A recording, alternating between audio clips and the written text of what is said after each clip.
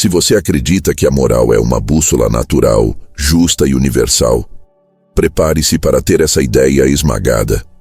Porque talvez a moral que você carrega com tanto orgulho e culpa tenha sido colocada aí não para te libertar, mas para te controlar. Durante toda a sua vida, você foi moldado por códigos invisíveis. Frases ditas como verdades absolutas, conselhos disfarçados de sabedoria, regras que pareciam proteger você, mas que na prática te mantinham de joelhos. E o mais assustador?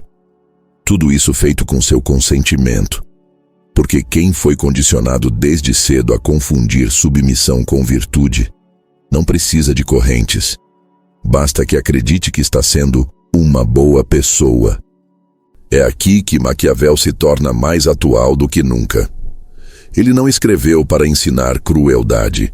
Ele escreveu para revelar que, em um mundo onde todos fingem seguir as regras, o verdadeiro poder está nas mãos de quem enxerga que essas regras foram feitas para manter a maioria obediente e uma minoria no controle. E isso não é teoria, é observação. Olhe ao seu redor. Quantas vezes você deixou de fazer algo que desejava porque não era certo? Quantas vezes engoliu a própria vontade para não parecer egoísta? Quantas vezes se auto-sabotou em nome de uma moral que, no fundo, nem era sua? A moral que você defende com tanto zelo talvez tenha sido costurada para te manter previsível. Um sistema que treina pessoas para serem aceitas, mesmo que isso custe sua potência, sua liberdade, sua verdade.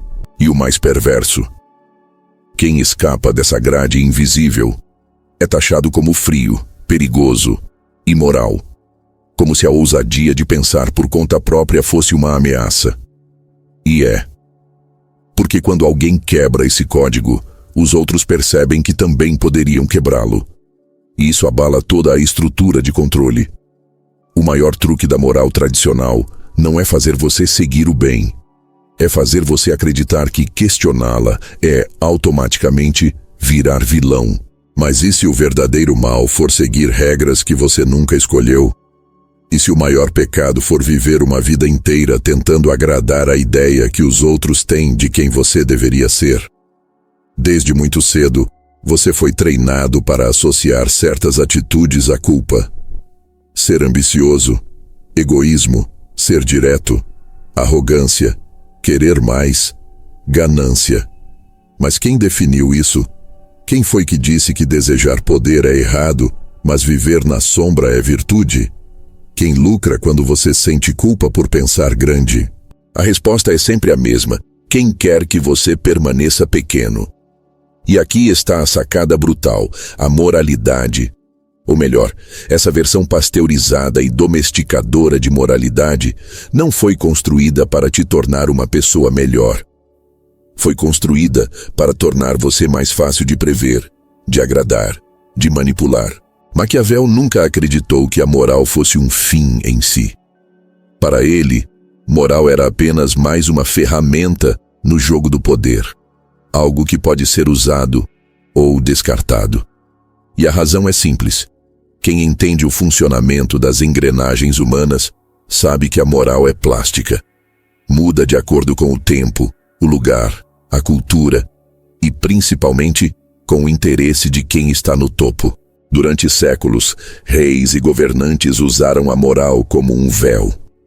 Por trás dos sermões sobre bondade, havia exércitos marchando. Por trás dos discursos sobre fé, havia alianças sendo compradas, inimigos sendo calados, territórios sendo tomados.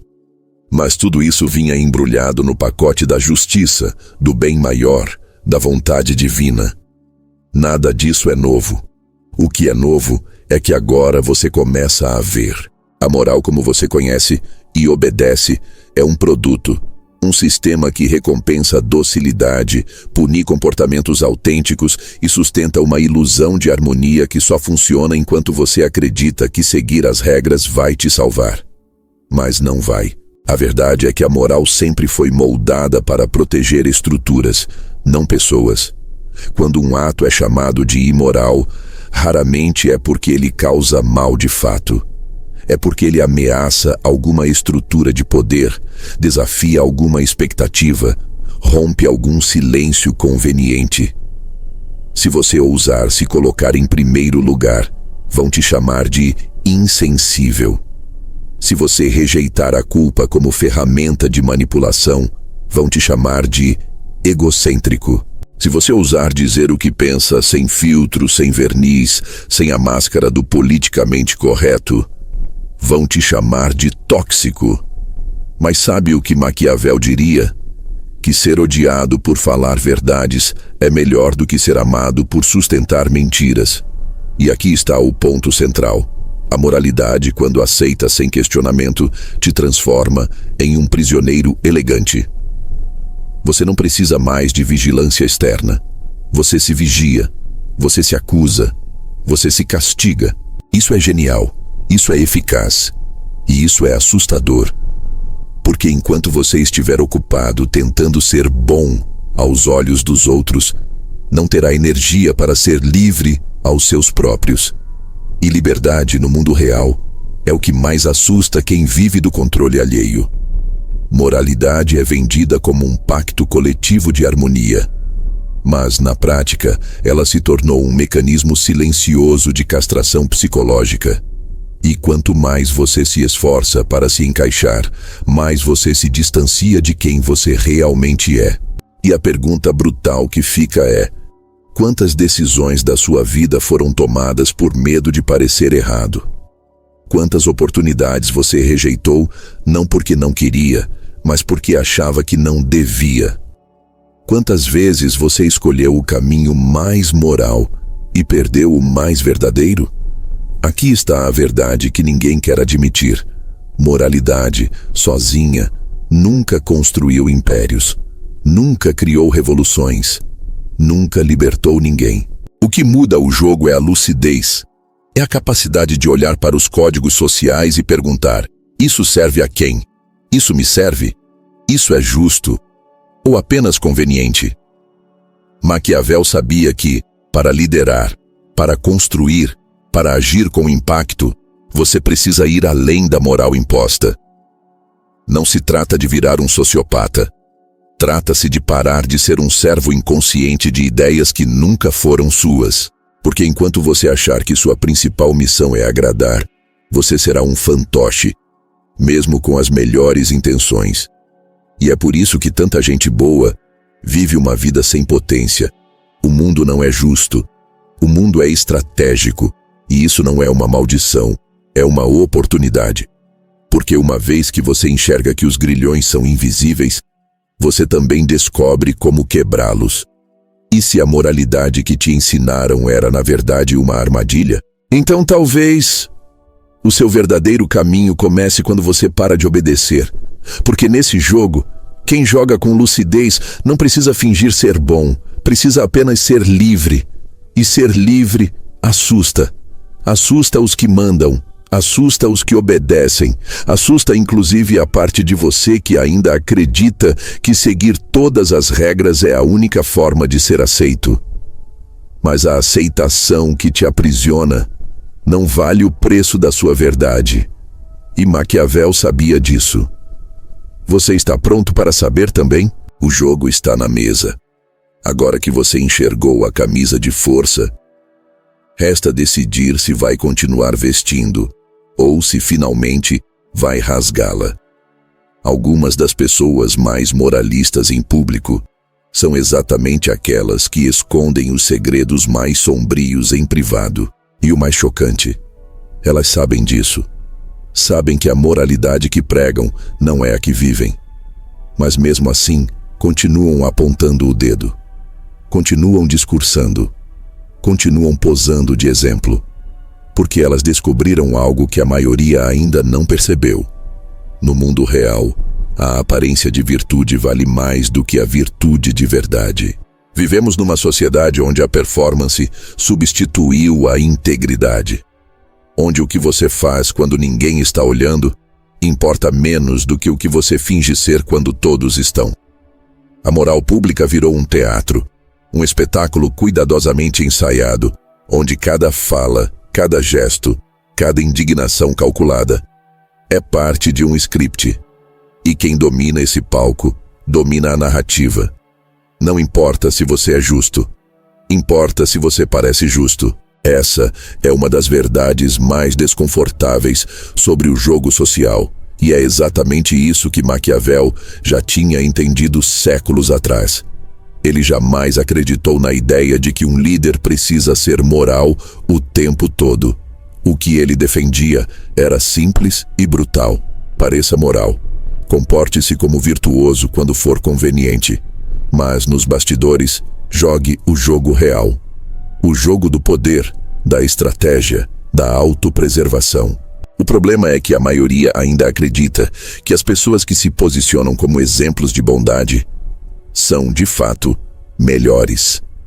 E é aí que mora o perigo. Porque quanto mais alguém constrói uma imagem pública de virtude absoluta, mais ele tenta esconder aquilo que, em privado, não se encaixa nessa imagem. A vida está cheia desses exemplos. O político que discursa sobre honestidade enquanto desvia recursos públicos. O líder espiritual que prega pureza, mas abusa dos mais fracos. O defensor ferrenho da justiça social que em casa humilha a própria família. Esses personagens não são exceções, são o padrão. Porque eles entenderam que ser moral em público dá poder. Mesmo que, na prática, esse comportamento seja apenas fachada. E o mais curioso, a plateia aplaude. Mesmo que desconfie, mesmo que veja sinais. Porque viver no conforto da ilusão é, muitas vezes, mais fácil do que encarar a incoerência crua da realidade. Existe uma lacuna, e essa é a palavra exata, entre o que as pessoas defendem diante dos outros e o que praticam quando estão sozinhas. Essa lacuna se chama conveniência. Porque, no fundo, o que vale é aquilo que funciona. A moral, então, deixa de ser um código universal e vira uma máscara usada de acordo com o ambiente, o público, o objetivo. E aqui está o detalhe mais perverso. Quanto mais alguém prega virtude em público, mais liberdade acredita ter para violá-la em particular. É como se o esforço de parecer bom garantisse o direito secreto de ser cruel longe dos olhos.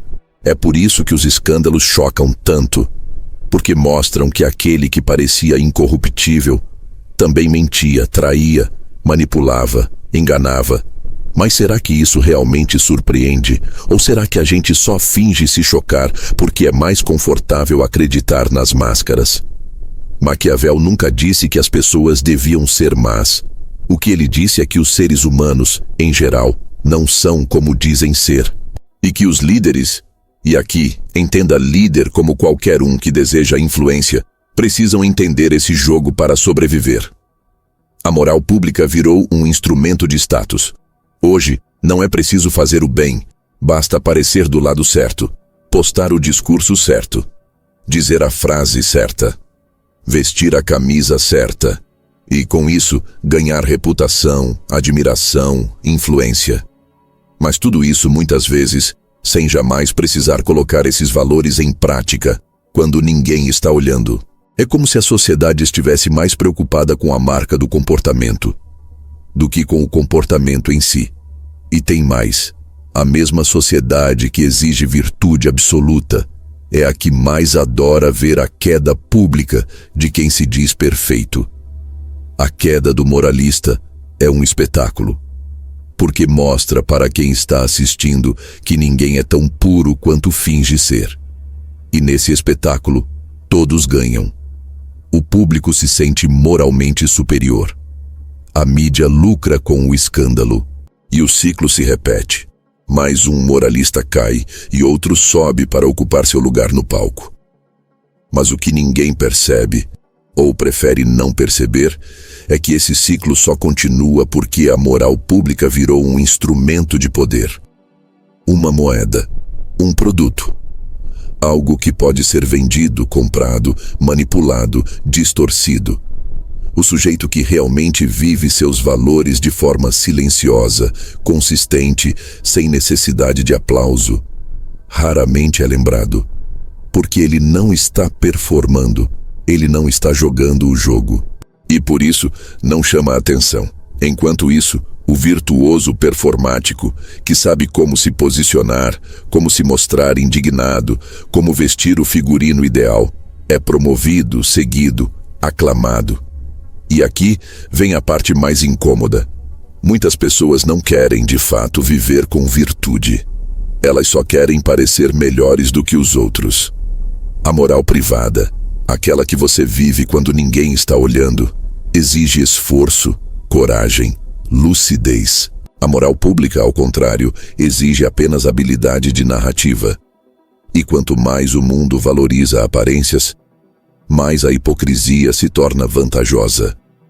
A verdade é que estamos cercados de gente que usa a virtude como arma, como escudo, como moeda de troca, não para melhorar o mundo, mas para construir status dentro dele. Maquiavel, se vivesse hoje, talvez nem se surpreendesse. Ele apenas apontaria o óbvio. As pessoas não seguem quem é bom, elas seguem quem parece ser. E para quem quer dominar o jogo, parecer é mais importante do que ser. Mas há um risco, e esse risco é real. Quanto mais você se afasta da sua moral privada, mais frágil você se torna.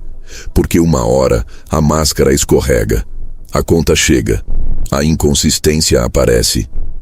E o que era admiração vira desprezo. Por isso, quem joga o jogo da moral pública precisa estar disposto a viver sob tensão constante, porque tudo o que construiu está apoiado numa imagem, não numa base real. E você? Está construindo sua vida sobre uma verdade silenciosa ou sobre uma performance barulhenta? Essa é a pergunta que Maquiavel faria. Porque, no fim, a moral pública pode te levar longe, mas só a moral privada te mantém de pé quando ninguém mais estiver aplaudindo, e a próxima verdade que você vai ouvir vai mexer ainda mais fundo. Porque se a moral é usada para se exibir, imagine o que acontece quando ela é usada para controlar. Desde pequenos, nos ensinam que moralidade é sobre certo e errado. Mas o que ninguém explica é quem decide o que é certo. Quem define o que é errado. E mais importante ainda, a quem essa definição realmente serve. Porque quando você começa a observar os bastidores do comportamento humano, não o discurso, mas os mecanismos invisíveis por trás dele, percebe algo brutal. A moral, muitas vezes, não é um código de conduta, é um método de dominação. Você já se perguntou por que certas atitudes que claramente não causam mal a ninguém são condenadas? E por que outras que geram dor, manipulação e injustiça são aceitas com naturalidade desde que estejam dentro de certos moldes sociais? Não é coincidência, é projeto. A moral, ao longo da história, foi uma das ferramentas mais eficazes de controle coletivo já inventadas. Ela não precisa de algemas, soldados ou ameaças explícitas. Ela age de forma muito mais inteligente. Instala um juiz invisível dentro da mente das pessoas, e esse juiz começa a operar antes mesmo que você pense em desobedecer. É assim que se molda uma sociedade inteira, sem precisar levantar uma arma. Basta fazer as pessoas acreditarem que o mal é desobedecer, e o bem é obedecer. Essa é a engenharia mais sofisticada do poder. Transformar a obediência em virtude e a autonomia em pecado. E o mais genial disso tudo é que, uma vez instalada essa lógica, a repressão não precisa mais vir de fora. Ela vem de dentro. Você se vigia, você se corrige, você se limita. Tudo isso em nome de uma moral que não foi criada por você, mas que agora vive em você. E aqui entra o ponto que Maquiavel já compreendia com clareza. Quem controla os códigos morais não precisa controlar os corpos. Controla as mentes. E ao controlar as mentes, define o comportamento sem precisar de imposição. Pense em como isso funciona nas estruturas de poder. Religiões usaram esse mecanismo durante séculos. Governos o aplicaram de formas diferentes em todas as culturas. Famílias, escolas, empresas, comunidades, todas elas, em algum nível, reproduzem esse padrão. Recompensam os que obedecem à moral vigente e punem direta ou indiretamente os que questionam, desafiam ou simplesmente não se encaixam. Mas existe um detalhe ainda mais sutil e mais perigoso. A moral nunca é neutra. Ela sempre favorece alguém. Ela sempre protege interesses. Ela sempre tem donos. A moral que diz que dinheiro é sujo serve a quem já tem dinheiro. A moral que prega humildade extrema favorece quem quer te ver calado. A moral que diz não se deve questionar autoridades protege exatamente quem tem algo a esconder. E a moral que diz sofrer em silêncio é nobre serve a quem quer continuar causando dor, sem ser confrontado. Por isso, entender a moral como um campo de disputa é um divisor de águas. Porque enquanto você acreditar que ela é pura, sagrada, universal, vai continuar obedecendo a padrões que não foram feitos para sua liberdade. Foram feitos para sua contenção. A moral funciona como uma cerca invisível. Você não vê os muros, mas sente que não pode ultrapassá-los. E o pior, quando alguém tenta sair desse espaço, quem grita não são os guardas, são os próprios vizinhos. Essa é a parte mais sombria desse sistema. Ele transforma os oprimidos em defensores do próprio cativeiro. Gente que vive presa, mas mesmo assim critica quem tenta se libertar. Gente que foi condicionada a proteger uma estrutura que nunca a favoreceu. E o que faz essa armadilha funcionar? O medo da exclusão. O medo de parecer errado. O medo de ser julgado, rejeitado, cancelado. As pessoas obedecem à moral dominante não porque acreditam profundamente nela, mas porque temem o que acontece com quem a desafia.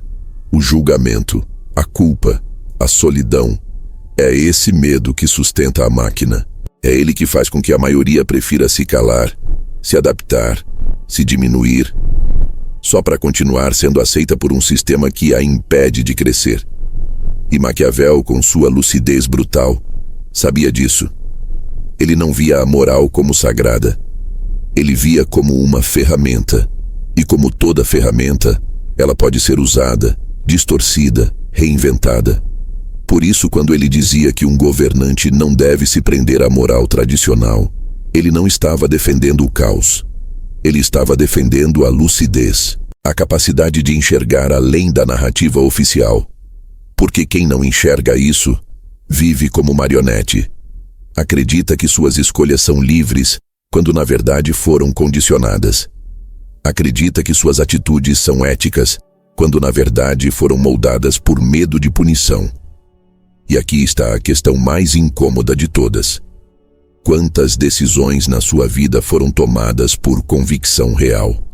E quantas foram apenas reflexo da moral que te ensinaram a seguir? Quantas vezes você deixou de dizer o que pensava para não parecer agressivo? Quantas vezes evitou confrontar uma injustiça para não parecer radical? Quantas vezes aceitou migalhas emocionais, profissionais ou sociais, só para parecer uma pessoa madura, resiliente, compreensiva? Isso não é virtude, é condicionamento. E o mais trágico é que com o tempo você começa a acreditar que essas escolhas foram suas, mas não foram. Foram moldadas, instaladas, programadas. A liberdade real só começa quando você questiona a origem da moral que te habita. Quando você se pergunta, isso que eu acredito me liberta ou me aprisiona? Isso que me ensinaram a admirar serve a quem? Maquiavel não te convida a ser cínico, te convida a ser consciente. Porque só quando você entende como a moral pode ser manipulada é que você começa a escolher por conta própria. A moralidade não precisa ser descartada, ela precisa ser resgatada, mas de um lugar autêntico, não como uma arma, não como uma corrente, mas como um reflexo do que realmente importa, não para manter os outros confortáveis, mas para manter você inteiro. No fim das contas, o que te aprisiona não são as grades. É o medo de desapontar quem colocou as grades aí. E o que te liberta é a coragem de pensar com lucidez, de agir com consciência e de saber que a verdadeira ética nunca é imposta. Ela é escolhida. E agora que você entendeu como a moral pode ser usada para controlar, se prepare, porque no próximo passo vamos entrar num terreno ainda mais perigoso, onde o que importa não é o que você faz, mas o que você finge ser. Nunca se fingiu tanto ser bom quanto agora. Vivemos na era da imagem, onde o que vale não é mais o que você é, mas o que você aparenta ser. E essa é uma mudança silenciosa, mas profundamente perigosa. Porque quando a aparência de virtude passa a valer mais que a virtude real, o mundo se transforma num palco. E nesse palco, os melhores atores ganham poder, mesmo que por dentro sejam tudo aquilo que dizem combater. Você já percebeu como hoje todo mundo quer parecer consciente, justo, empático, ético, coerente? As redes sociais viraram vitrines de bondade. As pessoas não vivem mais para ser, vivem para ser vistas. E quanto mais virtude elas conseguem demonstrar, mais capital simbólico acumulam. Mas o que ninguém fala é o que acontece quando esse comportamento se torna automático. Quando o sujeito não vive mais a própria verdade, vive a expectativa do aplauso. E é aqui que nasce a virtude performática, a encenação da moral, a estética da consciência. Maquiavel já havia enxergado isso muito antes das redes sociais. Em sua análise fria da política, ele revelou algo que poucos tinham coragem de dizer. Os líderes mais admirados não são necessariamente os mais justos, são os que melhor conseguem fingir que são. A ilusão da virtude sempre foi mais útil do que a virtude em si. E no mundo de hoje, onde cada gesto pode ser filmado, cada fala pode ser compartilhada, cada opinião pode virar moeda, o comportamento moral se transforma em espetáculo. Você não precisa ser bom. Precisa saber se posicionar como bom, ter o discurso certo, o tom certo, o enquadramento certo. Isso criou um novo tipo de pessoa, o moralista digital, aquele que vive para aparecer do lado certo, que grita contra as injustiças que estão em alta, mas silencia diante daquelas que não lhe rendem curtidas, que condena erros públicos com fervor, mesmo cometendo erros semelhantes em privado. Porque no fundo, o objetivo não é transformar nada. O objetivo é manter a imagem.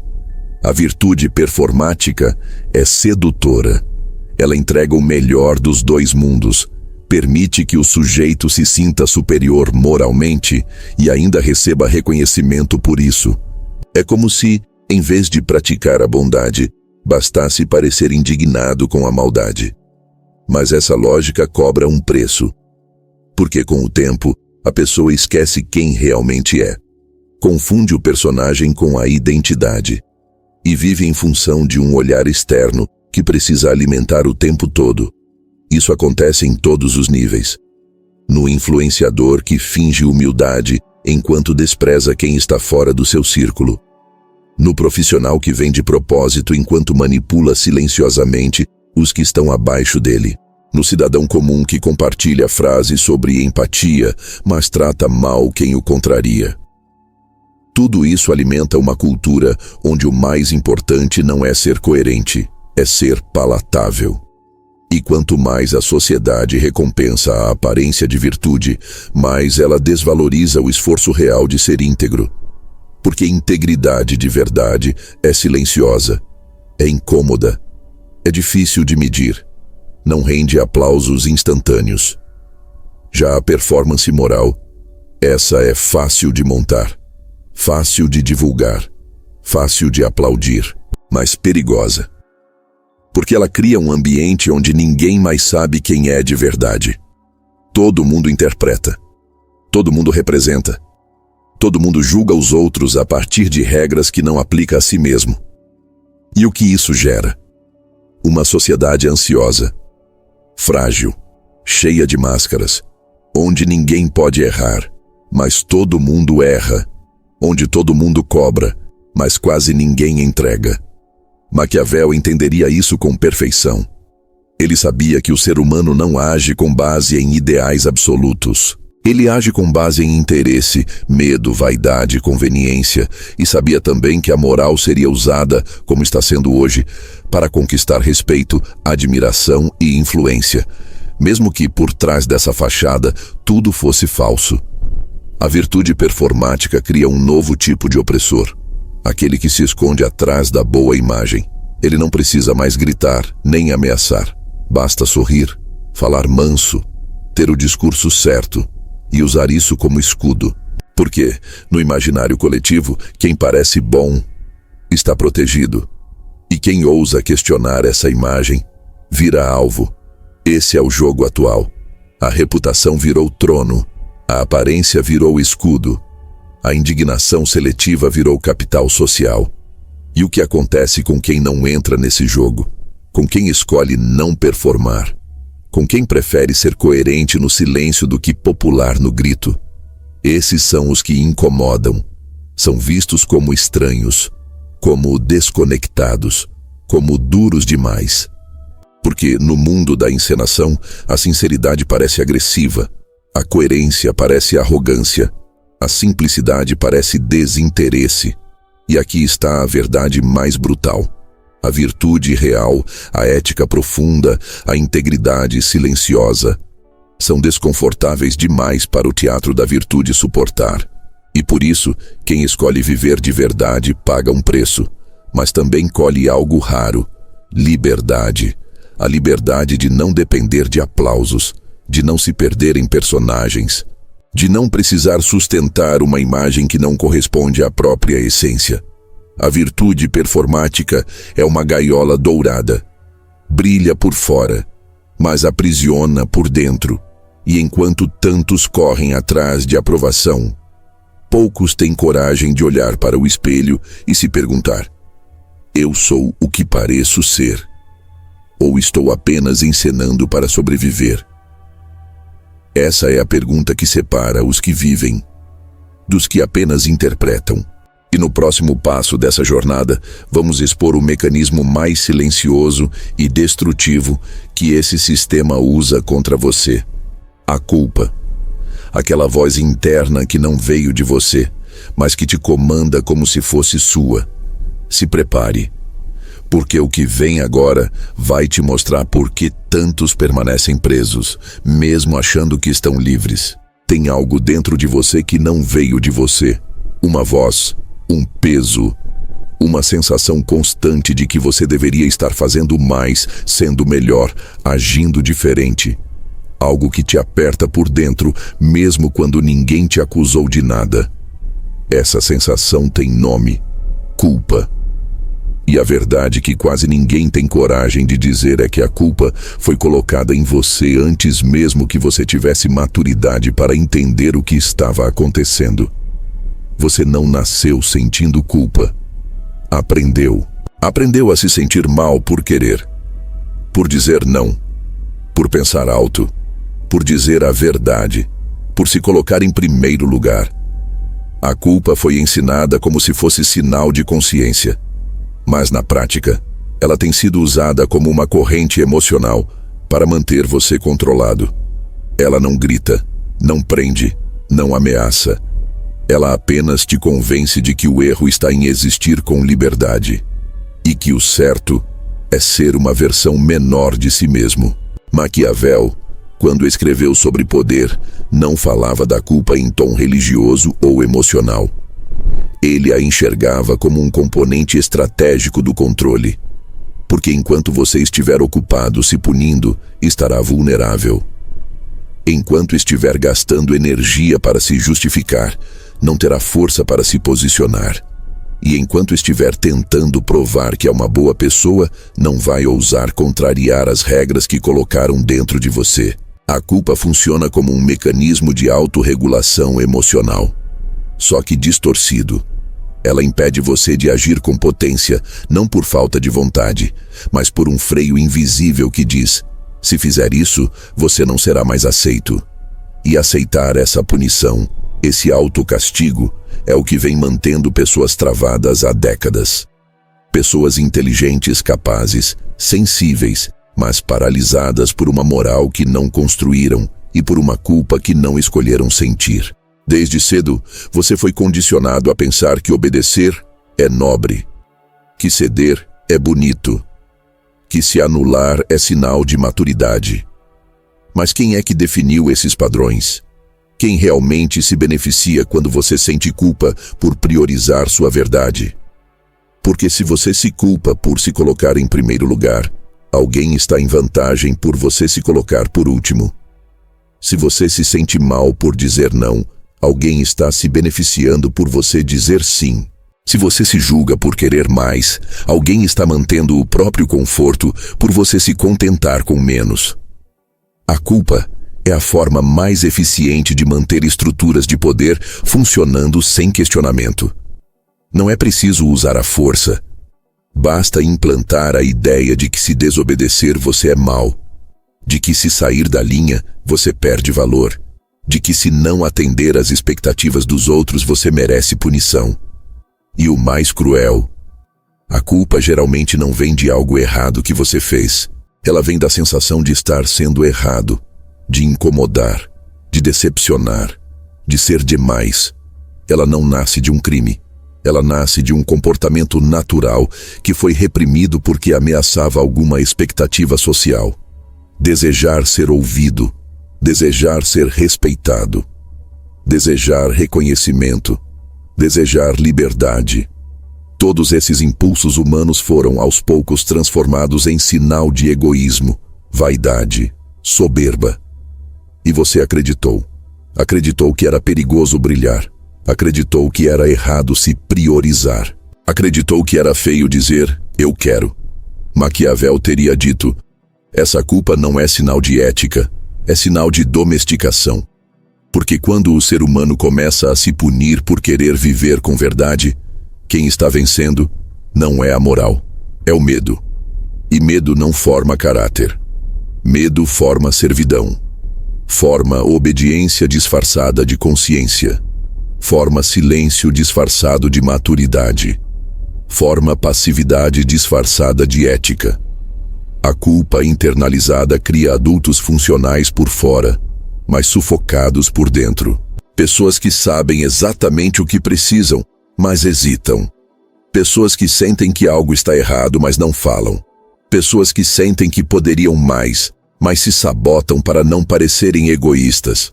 E quando essas pessoas tentam sair do padrão, a culpa se ativa. Como um alarme, como um aviso. Você está indo longe demais. Mas longe de quem? Longe de quê? Longe da versão moldada pelos outros. Longe da imagem que foi construída para que você fosse bem aceito, mas nunca plenamente vivo. E o mais trágico é que a culpa te ensina a lutar contra a parte mais autêntica de você. Você começa a pensar que sua liberdade é um problema, que sua intensidade é exagero, que sua ambição é soberba, que sua coragem é arrogância. Não é. É apenas sua potência bruta tentando romper o condicionamento. Mas toda vez que ela aparece, a culpa vem e diz, seja menor, seja mais fácil, seja mais conveniente. E você recua. Por fora, parece equilíbrio. Por dentro, é prisão. O que Maquiavel propôs, de forma clara e sem enfeites, é que viver sob culpa constante é o oposto da ação lúcida. Porque quem age com medo de parecer ruim, não age com clareza. Quem toma decisões para evitar culpa, não escolhe. Apenas tenta sobreviver. E quanto mais você se acostuma a viver assim, mais desconectado fica de si mesmo, mais distante da própria intuição, mais vulnerável à manipulação. A culpa não corrige. Ela paralisa, ela distorce, ela intoxica. E não tem nada de nobre em carregar um peso que nunca foi seu. Não tem nada de ético em se punir por ter desejos legítimos. Não tem nada de virtuoso em se sabotar para se encaixar. A verdadeira ética nasce da lucidez, não do medo. Nasce do discernimento, não da culpa. E enquanto você não percebe isso, vai continuar tentando se adaptar a uma imagem que nunca vai te libertar. Vai continuar tentando provar que é bom para sistemas que não querem você livre, querem você previsível, comedido, silencioso, submisso. Mas não foi para isso que você nasceu. Você nasceu para viver com intensidade, com verdade, com inteireza, e nenhuma culpa deveria ter o poder de te convencer do contrário. A culpa só domina enquanto você não a vê. Mas agora que ela foi exposta, o jogo muda. E no próximo passo, vamos revelar o que acontece quando até essa moral cheia de culpa é aplicada de forma seletiva. Porque a próxima verdade pode ser ainda mais desconfortável. Nem todo mundo é julgado pela mesma régua. E quem define os critérios nem sempre está jogando limpo. Existem pessoas que são condenadas por algo que outras fazem e saem aplaudidas. Existem falas que geram cancelamento em um e promoção em outro. E talvez o que você chama de justiça moral seja apenas um jogo de conveniência disfarçado de princípio. O que está acontecendo hoje, diante dos seus olhos, é um fenômeno antigo. A moral deixou de ser um parâmetro para se tornar uma ferramenta de uso estratégico. E como toda ferramenta nas mãos erradas, ela passou a ser usada não para medir certo e errado, mas para proteger aliados e destruir opositores. A moral virou seletiva. E quando a moral se torna seletiva, ela deixa de ser moral, vira arma. A régua não é mais reta. Ela entorta, dependendo de quem está sendo medido. E o que mais impressiona é que isso não é exceção. É padrão, é estrutura, é estratégia. Só não vê quem ainda acredita que os julgamentos públicos são guiados por um senso neutro de justiça. Não são. Você já percebeu como o mesmo erro, quando cometido por pessoas diferentes, gera reações opostas?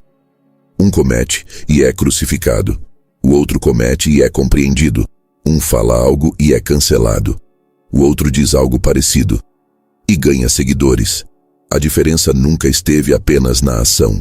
Está na narrativa, no contexto, no enquadramento e principalmente no interesse de quem está julgando. Maquiavel teria um nome direto para isso: poder. O julgamento moral, na prática, se molda conforme a posição social, política ou simbólica de quem está envolvido. Se você está do lado certo, ganha o benefício da dúvida. Se está do lado errado, é culpado antes mesmo de abrir a boca. E essa manipulação não é aleatória. É organizada, muitas vezes inconsciente, mas profundamente eficaz. Porque ela alimenta o sentimento de superioridade em quem acusa e de vergonha em quem é acusado, mesmo que os dois tenham cometido exatamente a mesma coisa. O mais desconfortável, as pessoas sabem, talvez não admitam, mas sabem. Sabem que certos grupos são mais protegidos, que certos nomes são mais blindados, que certos rostos são mais perdoados. E mesmo sabendo, muitas vezes, fingem que não. Porque reconhecer que a moral é seletiva exigiria rever muita coisa, inclusive os próprios privilégios. E é mais fácil manter a fantasia de que tudo é questão de princípios. Mas não é. É questão de contexto, de jogo, de posicionamento. A seletividade moral acontece em todas as camadas da vida. No ambiente de trabalho, onde um chefe pode humilhar e ainda ser chamado de exigente, enquanto um funcionário que se impõe é visto como difícil. Na família, onde uma mulher independente é vista como fria, enquanto um homem ausente é considerado ocupado. Na política, onde um erro de um oponente é crime imperdoável e o mesmo erro de um aliado é tratado como falha humana. Isso não é moral. Isso é cálculo. A seletividade destrói qualquer noção de justiça real. Porque quando o julgamento depende de quem comete, e não do que foi cometido, o que está sendo protegido não é o valor, é o vínculo, é o interesse, é o status. E o mais cruel é que essa lógica vai se infiltrando de maneira silenciosa na nossa forma de pensar. Você começa a achar que realmente existem pessoas que podem mais, que merecem mais compreensão, que têm mais margem para errar. E sem perceber, você se encolhe, se censura, se compara, se diminui. A seletividade moral te diz o tempo todo: você não pode errar como os outros. Você não será perdoado como eles. Você não vai ter o mesmo tratamento. Então, é melhor calar. É melhor baixar a cabeça. É melhor não tentar. Esse sistema cria duas realidades paralelas. Numa, estão os que têm a narrativa a seu favor. Na outra, os que são julgados antes mesmo de terem voz. E o que separa essas duas realidades não é o comportamento, é o lugar que você ocupa no jogo. Maquiavel, se estivesse aqui, não se escandalizaria com isso. Ele apenas diria: não se trata de justiça, trata-se de vantagem. A seletividade não é falha do sistema, ela é parte do sistema. Ela garante que alguns continuem protegidos, mesmo errando, e que outros continuem presos, mesmo tentando acertar. O que isso revela é algo desconfortável, mas necessário de ouvir. Você pode fazer tudo certo e ainda assim ser condenado. Você pode errar pouco e ser tratado como um criminoso moral, enquanto outros erram grande e continuam aplaudidos. Isso mostra que não se trata de conduta, se trata de contexto, de quem você é, de onde você está, de quem está olhando. E enquanto você não entende isso, continua achando que basta agir certo para estar protegido. Mas no jogo da moral seletiva, não é a ética que te protege, é a imagem. É o grupo ao qual você pertence, é a história que contam sobre você. E se essa história for conveniente, seus erros serão ignorados. Mas se ela ameaçar o conforto dos que estão no topo, sua existência será questionada. O julgamento seletivo é mais perigoso do que a injustiça direta, porque ele vem com o verniz da justiça. Ele finge ser justo, e é por isso que ele é tão eficaz. Porque quem está do lado de fora acredita que tudo está sendo feito pela moral. Mas quem está no alvo sabe, isso não tem nada a ver com justiça. Tem a ver com controle. Você é punido para servir de exemplo. Você é acusado para desviar o foco. Você é silenciado para proteger o conforto de quem fala alto. E se você não percebe isso, começa a aceitar calado. Começa a acreditar que é menos, que é errado, que merece. Mas agora você sabe, a moral que apontam contra você nem sempre é honesta, nem sempre é justa. Muitas vezes é apenas interesse disfarçado. E quando você entende isso, algo muda. Você para de tentar provar que é bom e começa a ser inteiro, mesmo que incomode, mesmo que desafie, mesmo que tire a máscara de quem se esconde atrás da virtude. Porque no próximo passo dessa jornada, você vai entender o preço de continuar tentando jogar limpo, num jogo onde quase ninguém está seguindo as regras. E aí, a pergunta muda. Deixa de ser o que é certo e passa a ser: você está disposto a perder a própria força em nome de um código que quase ninguém realmente segue? Essa é a pergunta que nos leva ao fim e ao início de tudo. Você já tentou jogar limpo num jogo onde ninguém mais está jogando pelas regras? Já sentiu que, quanto mais íntegro tenta ser, mais é deixado de lado? Como se a honestidade, a ética e o esforço sincero não fossem apenas ignorados, mas usados contra você? Essa é uma dor que poucos admitem em voz alta, mas que muitos carregam em silêncio. Porque existe um preço alto, e raramente discutido, para quem insiste em seguir princípios num mundo que recompensa a estratégia acima de tudo. Essa é a parte que ninguém te contou quando te ensinaram a ser uma boa pessoa. Desde cedo você aprendeu que fazer o certo te traria segurança, que ser justo, ético coerente com seus valores, te colocaria do lado certo da história. Mas aí você cresceu e descobriu que o mundo real não funciona como os discursos. Descobriu que pessoas que trapaceiam avançam, que quem manipula é recompensado, que quem mente com habilidade conquista admiração, e que você, tentando manter sua palavra, sua consciência, sua integridade, acaba ficando para trás. Esse é o ponto que dói. O momento em que você percebe que o sistema não está falido, ele foi projetado assim. Ele foi desenhado para que poucos dominem, e o resto obedeça acreditando que estão sendo boas pessoas.